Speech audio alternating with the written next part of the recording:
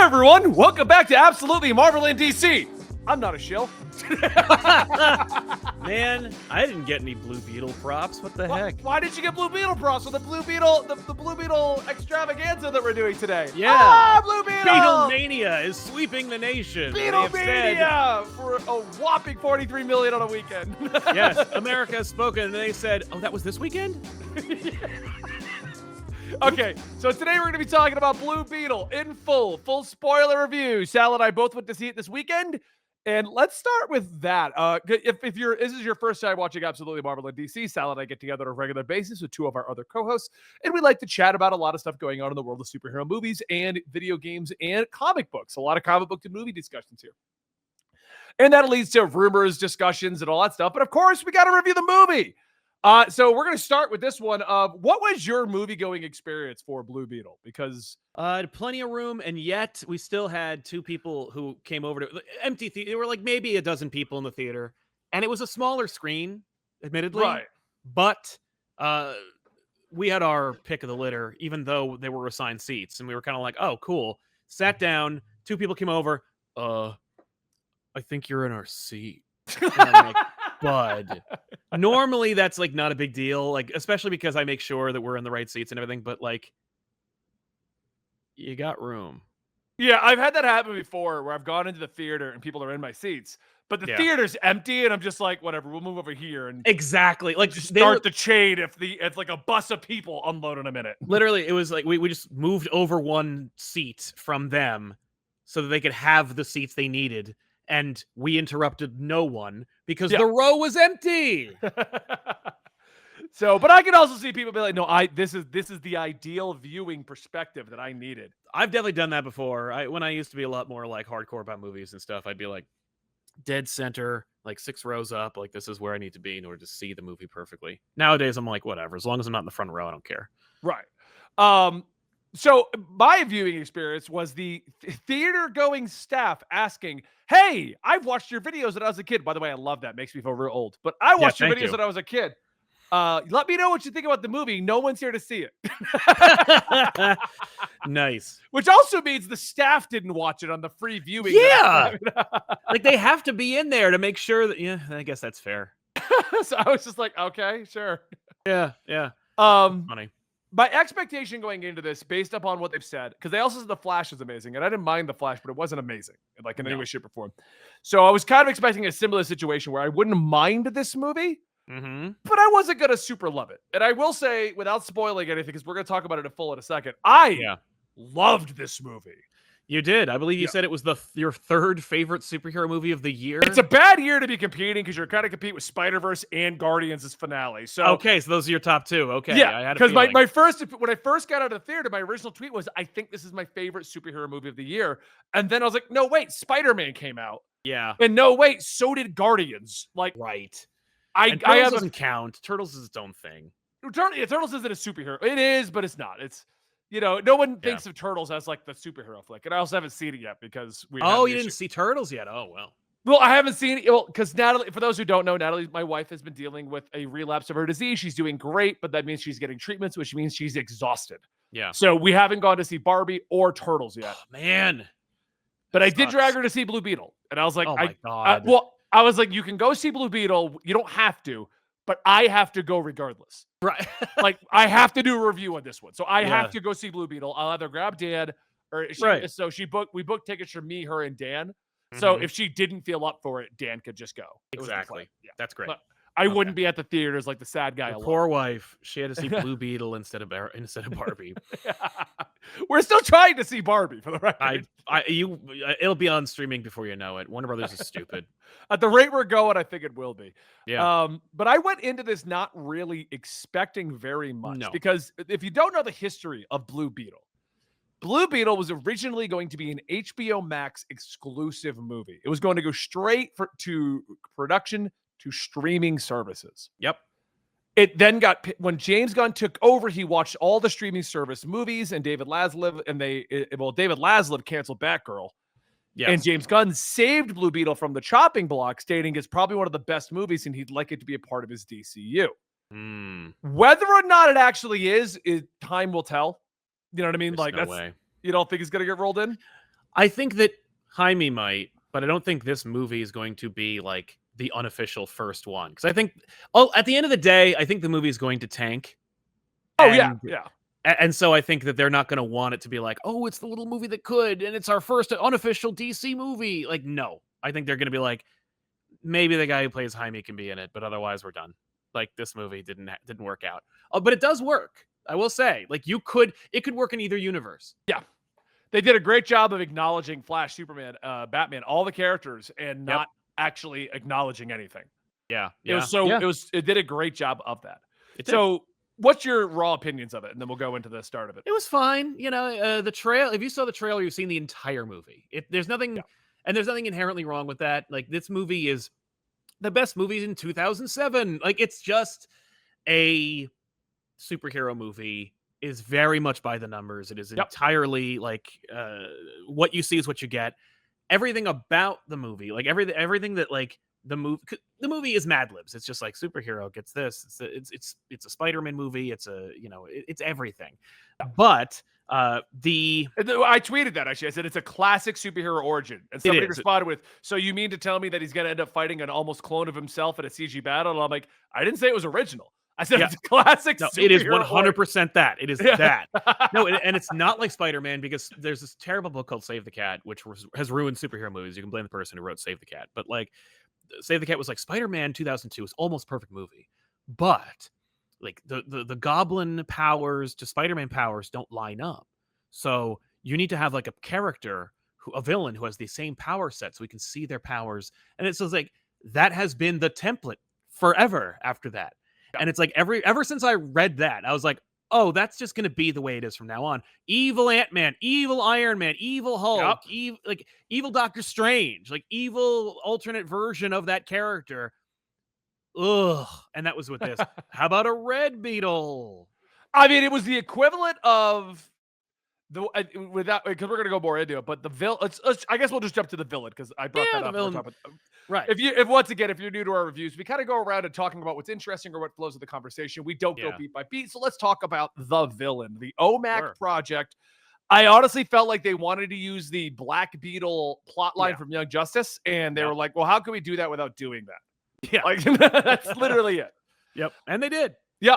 I mean, the villain is just like, basically the plot boils down to the villain needs to get the coding out of the Blue Beetle so that they can fully be a symbiotic kind of relationship with the Beetle.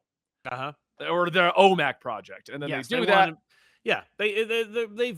They've stolen alien tech to make the OMAC project. They're not done. They need more. Like, we just need to download a little bit more of your suit, and then we can finally have like fully functioning OMAC suits that'll be like military weapons we can sell.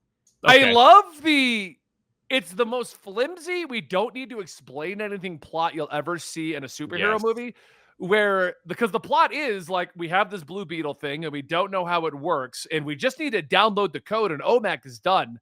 Yeah. And then over the course of the movie of them trying to get the Blue Beetle from Jaime and do everything, somehow they figured out something that apparently they couldn't figure out in 30 years, like how to download the code from the Beetle. Well, only if it's activated and it's working and he's alive and it's on a hose. Like, okay, whatever. Like, there's so many caveats to how it has to finally work properly. This movie is perfectly harmless. There is nothing that I can go like, oh, come on. Like, at no point did I go, oh, come on, except for one fundamental aspect of this movie that it was like, this is the thing that sucks. Like, out of everything about this movie, the CG looks fine. The fact that there's a practical suit actually enhances scenes where he's being filmed in those moments. Yeah. Because I am convinced that Hollywood's like, we just saw the dailies from this movie, this superhero movie, and it looks like garbage because I can't tell if the superhero suit is CG or not. So, like, put another layer of CG over it or reduce the, the fidelity so that I can see and understand that is CG. Right. And it's like, but the world thinks that sucks. And it's like, yeah, but I'm Hollywood and I'm stupid. And that's it. And it's just like, because he looks good. And because we were talking off mic about how this movie had a $104 million budget. And it's like, that's because it was a made-for-TV movie that got transferred onto the theaters. There's no reason. There's nothing that said it's. I had heard some rumors that like this felt very much like a TV movie, and it doesn't. It feels like a superhero movie from 2006. Like, That's exact. It feels to me like the early Iron Man, like that yeah, level of budget, that level of product. The yeah, suit is very practical. yep, The helmet I don't think was because he no, whips it off way too quick. right. We even had that classic old school superhero thing where it's like, make sure you can see his face for like 50% of the time he's in the suit. I Like know. there's a whole sequence where he's running through tunnels without the helmet on, and they're like shooting at him. Like, what are you doing? Like, Yeah. Well, but we did also do a thing that I like that's also in comparison to Spider-Man 2002, where it's like, let's wreck him. You know, he's got half the mask off, and I'm yep, like, that's a nice compromise to like show the actor's face, but also to show he's a superhero. Like, that is fine. It was just nice. I was like, this is almost refreshing. It's similar in like to Dungeons and Dragons, where it's like, this is not breaking new ground, but yep. at least it's a comprehensive, direct, like competent movie. That's what this is. It's just like, bad guy is bad, good guy is good. Theme of movie is said by main characters. Yep. Bad guy has action figure bad guy underling who is also direct opposite of good guy. Okay. Oh, good. Oh, girl Oh, shows Jenny up. Cord. Yeah, girl show up. Girl have no personality. Yeah. And it's like, Jenny Cord's entire personality is like, I'm so sorry. I'm so sorry. she is. She's so sorry. I will say, I think I liked Jenny more than whoever the girl was in Shazam 2 Fury of the Gods. Okay, you know what? I liked Jenny. There's one character in this movie that graded me the wrong way for talking about the Worst. character. The Couldn't believe sister. The sister. I would have Susan bitch slapped- Sarandon? No, the sister of Oh. Zola. Or is that how you say his name? I have no idea, and I do apologize for not knowing how to Yeah. pronounce his name, but I think it's Zolo. I think you're right. Okay. Mount But Duena. the sister character, like every chance, like when he's talking to Jenny, she's like, "I'll help you get a job," and he's like, Yeah. "Yeah, show her your degree." And I'm like, "What is wrong with you?" Yes, Milagro. I liked her. I thought she was fun. I had no problem with her. I actually liked her because I think she was, because I've seen that, right? She is that. She is like she's that stock character. Yeah. But Belisa Escobedo says she was great. Like, she infused a lot of character into her, a lot of personality. Like, I liked her. I had no problem. There is only one actor in this movie that I was like, you suck on toast. Like, I don't know if it was Let's just see if like, I can guess this. Action figure underling guy. no, action figure underling. He didn't do anything to make me care at all. I know when he had his revelation at the ending. Oh my I'm like, God. okay. He has a revelation at the end, and I'm like, that's really cool. That would have been better if you'd put it at the beginning of the movie. Yeah, like if you had somehow that I showed cared. me, because like, and I'll keep going with your thought because I want to Yeah. talk about the core of the movie because this is actually very important. I've had a lot of people message me about this. So Yeah, no, Susan Sarandon just blew chunks. It was unbelievable. I hate to say it, but I really feel like she phoned in the role. That's exactly what it is. And here's the thing: Susan Sarandon's great in most things. Yeah. This is a paycheck in every way. Also, I get it. It's Hollywood. It's Warner Brothers. They're like, this was a risk for them because while everyone in the movie is a professional and has done something at some point and has worked in the industry, if you don't know anything about anybody and you don't know anything about Hollywood or movies or actors who are of any like other ethnicity, then you see a bunch of names you've never recognized. And then Susan Sarandon and George Lopez. And you're like, oh, there we go. And literally, like, the only other white person in the movie is Susan Sarandon. So it's like, and she's the worst one. And I'm just like, I guarantee they were like, we got to make the villain, not even like a woke, we got to make the villain white. But I think the objective I didn't even care about that. That was no, it's not I don't care. But what I'm saying is, I think what they needed is the Hollywood wanted one white person on this cast. Yes. And they wanted them to be a recognizable white person. Right. That's what they were after. Has to be a name. I get it. I get it. She is so terrible. It's like they had shot the movie with a different actor and then doppeled her in. Like the thing that blows my mind about her motivations is another thing that doesn't line up perfectly is she's like, well, I'm making these weapons in this OMAC and I've been waiting for this code. And she goes like murdering people. She goes crazy. But like we're led to believe Ted Cord vanished like 5 years ago, and like now she's ballsy and crazy. For me, I didn't even notice that. And what's funny is that's the problem. Is that like the only problem that I really have with this movie is that there's so much personality and character in other areas that it lacks significantly in areas that like really matter, like that Yeah, also really matter. Like I care about Jaime Reyes. I think that Zolo did a great job playing that character. I think yep. that his family all was distinct and fun. I loved his They were mom, all his great. dad, his uncle, his sister, like his George grandmother. Lopez and All his dad, I think, stole the show in the family. the Alberto Reyes, the actor plays him, was great. Yeah. I mean, everyone was great. Great in the trailer. I was Even like, the grandmother. I thought the grandmother was going to be the forgettable, just the grandmother. It's like, Viva la Revolution. I'm like, what? I in the trailer, she has that chain gun, and I'm like, I, like, see, I didn't watch too many of the trailer or like pay attention beyond the this- ones we watched. yeah. For me, I was like, I know this joke. I feel like it's a trope. Whatever, who cares? And Yeah. not that I laughed aloud, although the like other 8 people in the theater loved it. Like, and I'm like, good for you. But I also didn't cringe. It wasn't like a moment where I'm like, ugh, this sucks. Like, this is just so phony and stupid. It was cute. And the way that they like made her actually like, it's not just like grandma's always wanted to kick ass. It's like, no, grandma did this in the past. You don't ever think about grandma. And I'm Yeah. like, cool. That's fine. It's cute. I like that a lot. Great job. Like, it all works for me. Yeah, I But love that grandma came up with a plan. We got to go through here to hit the power. I know. I'm like, what? That's really cool. Like, I thought that was great. But Yeah. like, there's so much personality, right? And then the villains have none, and the Literally none. Literally, Right, the action none. figure guy has zero. He is nothing until he dies, and when he dies, he's like, "I had this tragic backstory," and I'm like, "You're too little, too late, pal. Nobody cares." But there's and like, but again, whatever. Like, I don't care so much that I'm not even mad that you did that. But the suit has a personality, Yes. or at least it should, and it doesn't. Forgettable voice, an uninteresting commentary. I'll give Like, you that.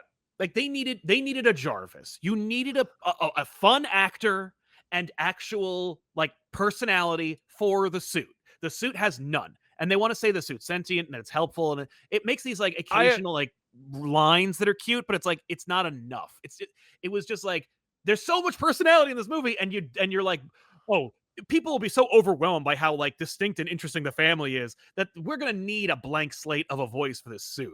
You And know? what bothered me the most about the suit was they did make a point that it is sentient and it has a personality Yeah. and it makes the choices.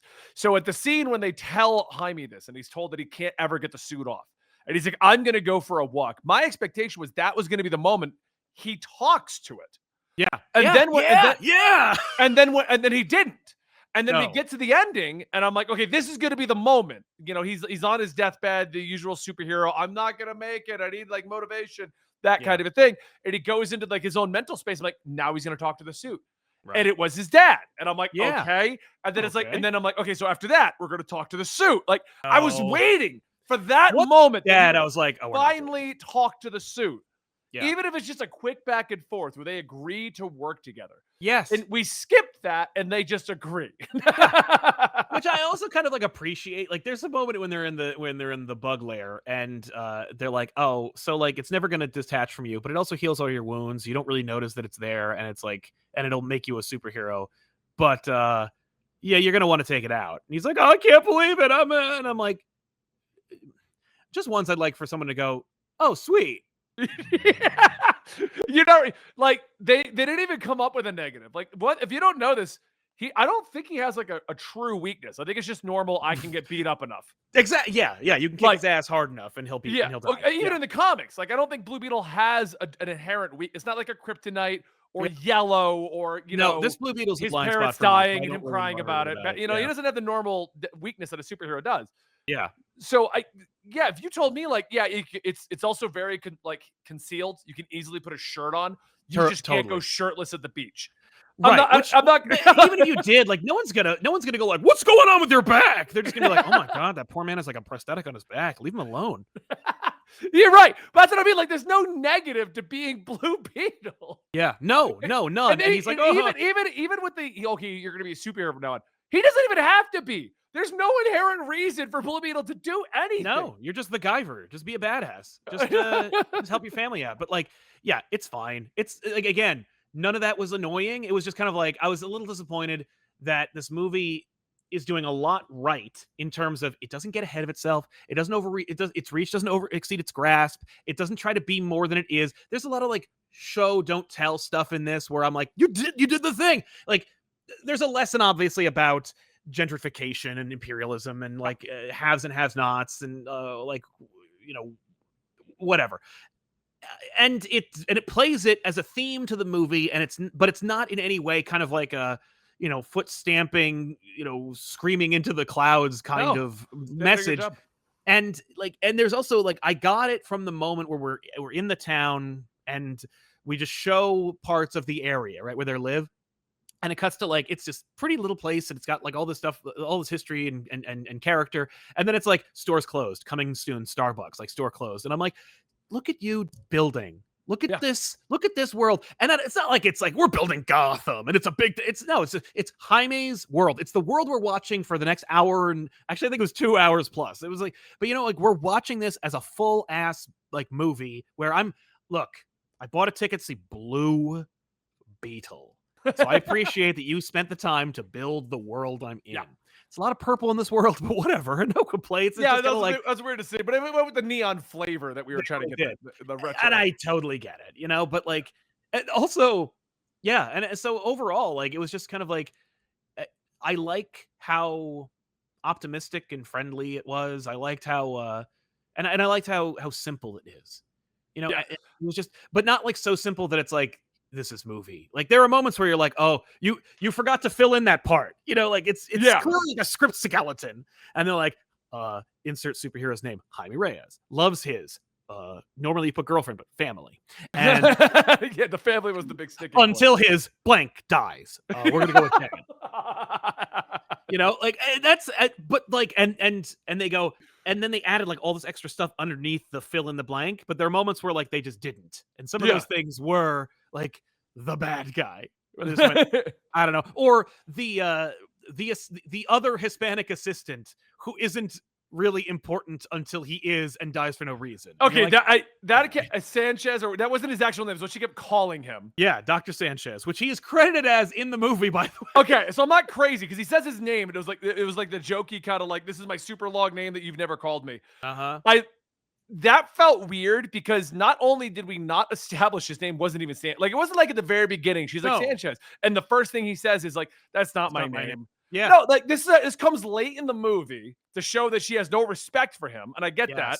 Yes. But we didn't build to this at all. Just out of the blue, it seems like, and now he's fed up. No, but actually, you still know it's coming. Yeah, like, the movie does build up at the very least. Like you're like, I know what he's about to do, when he's about to do it, and how irrelevant it's going to be. Like, and he does the standard movie trope of like, go, I'll save you, and then Blue Beetle's like, no, I'm gonna stand right here and watch you die. Yeah, let you squander these few minutes that you're gonna buy me. Like, it's just like, okay, but again, that's Mad Libs. It's just the skeleton of the movie. Here's the beats. And the only person who didn't get the note of like, hey, by the way, put a little sauce on it, put a little zhuzh on that, like make it fun, was Susan Sarandon, who's like, shut up, give me my effing check and I'm done.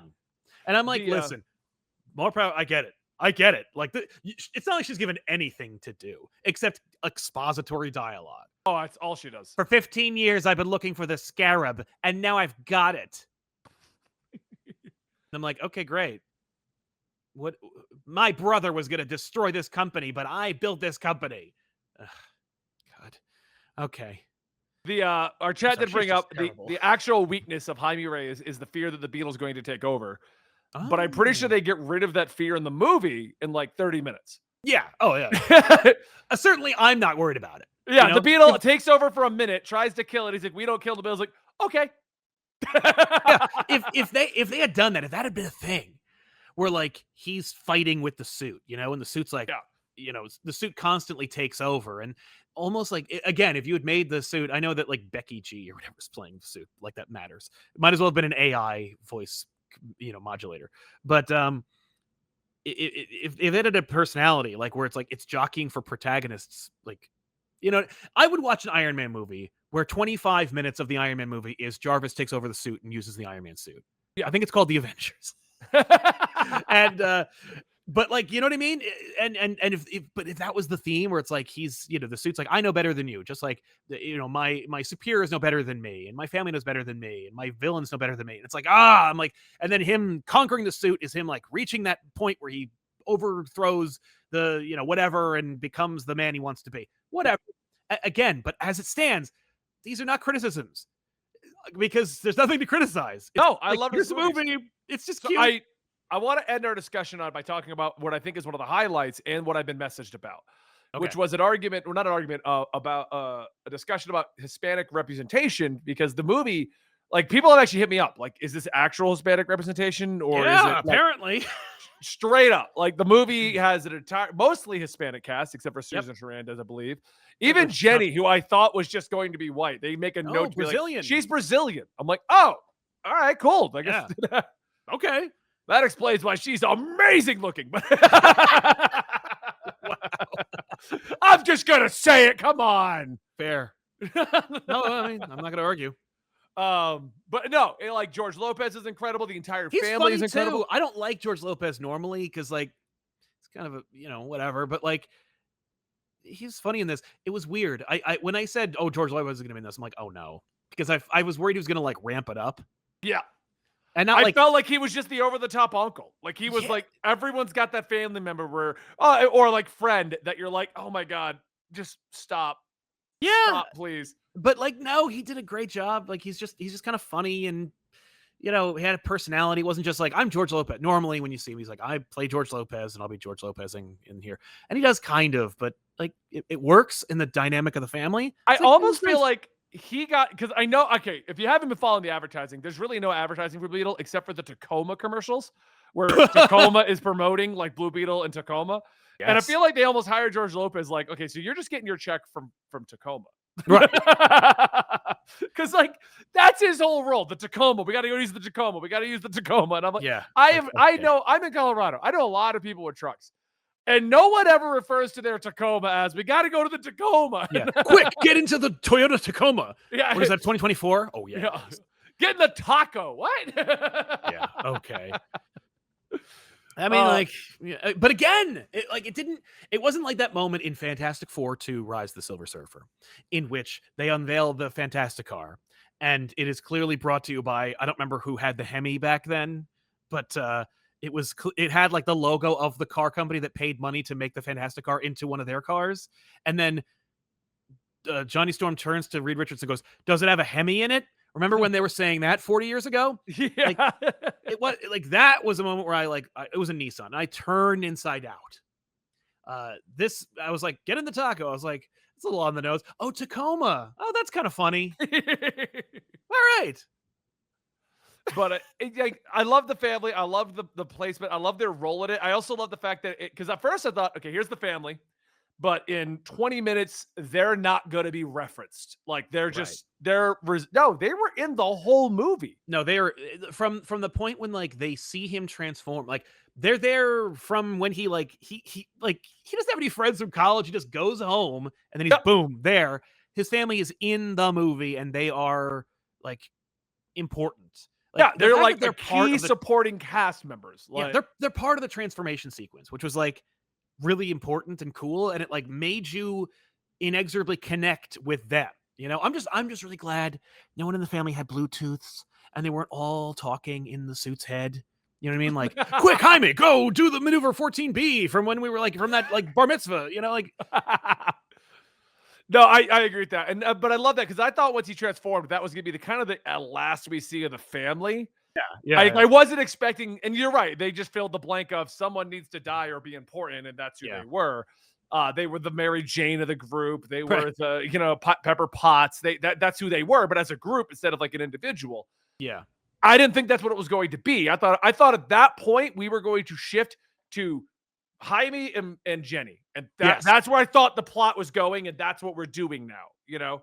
Yeah. But then the family just comes back full force, and I loved that. And I loved that they were a part of it, and they were Yeah. great. And even the sister that graded me with her early behavior, she kind of grew on me over the course of the movie. I just that intro, like I just wanted to slap her. It's like Jenny's like, "I'm giving you a job." Thing. Tell her about your degree. Oh my god, you got a crush on. Like, shut up. I thought that was cute. I had no problem with the sister. And what's funny is I normally do. Like I'm normally like, jeez, like an annoying sibling character. Like here we go. This was just Revendra says it sounds like a real Hispanic family. They're just always along. Like I loved the scene where they dropped him off to the job interview, and he's in his like college outfit. Yes, and they're just in the truck. Hi, me. Hi. I was like, oh yes, this is great. Was sad when the dad died because I cared enough. It wasn't like, oh, I actually did you're care. finally gone. Like, no, it was nice. And the way they did it was great too, because they set up the heart attack. So when he started having, I'm like, oh no, we set that up. Like we set this isn't out of the blue. Oh, we set this up. Yes. And then Jaime gets captured, and I'm like, oh no, Jaime, the suit can't do shit. Like, right. Yeah, I love it. I'm like, all right, guys, good job. A great situation. Great acting from all of them, even at the loss. The movie is great. My biggest complaint is that there's nothing really truly original. It's just we haven't had a good classic superhero origin movie in years. Yeah. And this hits every note. You said it best. It's Mad Libs. Yeah, they just filled in your superhero origin movie with the Blue Beetle in a great suit and some great power usage. So yeah, the suit looks good. Like the powers are fun. It feels, set against the DC universe. It does because even though it's just like a stock superhero movie script, all the enhancements like the family and everything like that, like make it have personality. But it also feels very much different from any other DC movie. Yes. While it's like, oh, sure, this feels like, Iron Man Jr. or something like that. I can imagine some criticism saying that. But, like, it's just like, oh, it is very unique set against Shazam or Superman or Batman versus Superman or Justice League. Like, this is cool. Although they can't help themselves. They have to murder people. Like, I love Jaime's like, I'm not going to kill anybody. And that bug impales people with its like with its I noticed that too. The family's got no issues impaling people. They murdering people left and right. They're like, oh no, those people who work there. I'm like, yeah, you worked there. I do want to mention this because I noticed this. El Chaplin, the superhero they had on screen. So I know who that is. That's actually like a historical, like one of the first superheroes and Hispanic superheroes or something along those lines. Okay. The only reason I even know that amount, it's not a lot. Obviously, I don't know a lot about him. That character that was in the red suit and the yellow trunks. Yes. That is a classic Hispanic superhero. And I know that because he's in Fortnite. And when they put him in Fortnite, I was like, who the hell is this? And I Googled him and I'm like, oh, it was like a celebration of like 30 years of him or something like that. That's cool. So I was like, they're celebrating something. What is this? Like, yeah, they should have put Blue Beetle in Fortnite. What the hell? They might now, but it was to celebrate him. Yeah, it's like 30 years of that. Oh, I love that. That's cool. Yeah. But that also explains. So post-credit scenes. The second one's obviously just to show you the full clip without being distracted of that. Show. Yes. What do you think of them basically Ant-Manning Ted Kord? I mean, like in every way. But like the funny thing is, I loved like when they go to his house and they're like, "Oh, look, it's our family portrait," and it's impressionist, so I can't tell what Ted Kord looks like. I was like, we didn't cast him. You're not going to show him at all. And then in the post credits, he's like, yeah, you can't see me or hear me right. Nah. And I sound weird. Yeah. I'm like, okay, that's fine. Yeah, I'm like, that was one of those things where I was like disappointed that, cause I had heard a rumor that they had shot something, but they didn't. But if James Gunn was like, I am all in on this Blue Beetle movie, it's like, get the guy who's going to play Booster Gold in your movie and have Booster Gold show up at the end. Yeah. But no, man, by the way, that Blue Beetle suit looked great in the, but not just ours, but like the one in the Beetle Cave. Yes. Oh yeah, it did. But it could be in either universe. That's what's so funny. I think that's what they're doing at this. And I think it might go into the new universe because I was in the car afterwards and Dan brought this up. Yeah. But there's a Blue Beetle show coming, and there's a Booster Gold show coming out. Yes. What if Ted is just lost with him? And you can easily link them, but they're also not linked at the same time. They would only ever be linked if Ted comes back and meets with Jenny. Yeah. Then you'll be like, oh, no, they are linked together. So yeah, I'd be very okay with that. And it's funny, if you did a movie about like, if you did a show where it's Booster Gold and it's basically just blue and gold, where it's just Blue Beetle and Booster Gold either traveling through time or doing whatever. Yeah. And then at the end, he says something like, I want to get back to my daughter, or like that. It doesn't matter. You could basically, you don't have to make a decision about what universe this Blue Beetle is in until the very end of your Booster Gold show. Like, you have plenty of time to kick the can down the road. You never have to. Literally, you could just have Jenny and Jaime show up, and it'll be like the Incredible Hulk situation.